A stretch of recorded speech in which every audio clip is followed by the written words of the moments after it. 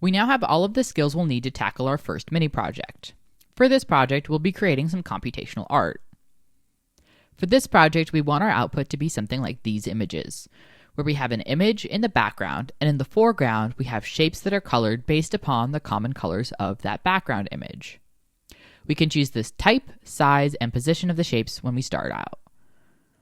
After we've met this baseline goal, we can mix up our images by randomizing the color order, the shapes we're using, the position of the shapes, or all three at once. The basic steps for completing this project are getting an image into our notebook to work with, overlaying our image with a row of rectangles, or another shape of your choice, colored with the dominant colors of the image. After we've got that base set up, we'll randomize the order of the colors. Then we'll add in randomizing the shapes we're using. And we'll finish up our project by also adding random positions for the shapes.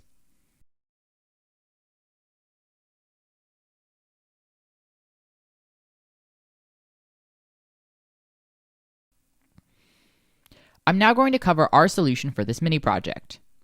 There may be differences between how you approach this project and how we approach it in the solution. For example, there's parts of the solution where we use table, but you could have chosen to use map instead. However, the core structure, steps, and thought processes should still be similar between your solution and ours. Our first step is to get our image into our notebook, which we can do with a drag and drop or by copy and pasting the image into our notebook. Next, let's get the dominant colors.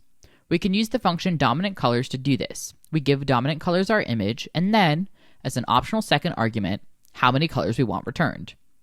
Let's set that to 6, so it's consistent regardless of if we have a super colorful image or an image with a more limited color palette. We'll also need to start building out our graphics. We know the basic structure we'll want is a rectangle that is one of the dominant colors. To make the shapes for all of our colors, we'll need to apply this chunk of code to the list of colors. We can do that with map, or as we'll use here, we can use table to iterate the symbol color through each of the dominant colors. Our output then at this point is a series of graphics objects with each of the shapes we'll want to overlay onto our image. To make sure our rectangles are laid out nicely, we can use the function graphicsRow to create one graphics output with each of the shapes put into a line. We can then take that graphics output of all of the shapes together in one line and overlay it on top of our original image with image compose. With that, we've completed the basic goal of this project. Let's move on to adding randomness into our output. We'll start with randomizing the color order. We already have a list of the colors, so we can use random sample to return a section of that list in a random order. Since that section that we want randomized is actually the entire list, we want to return our sample that is as long as the list of colors, which is 6 items long.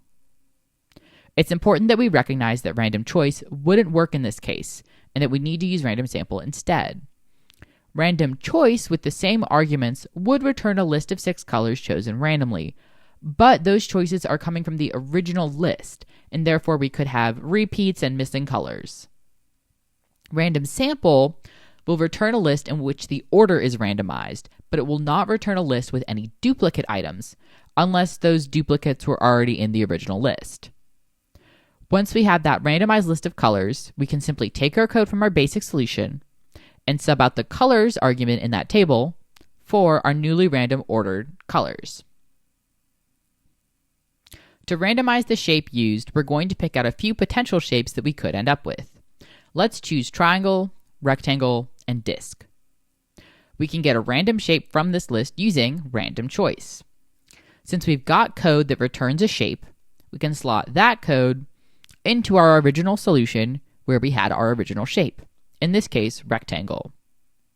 Now, each time table iterates, random choice will return a different shape within that graphics object.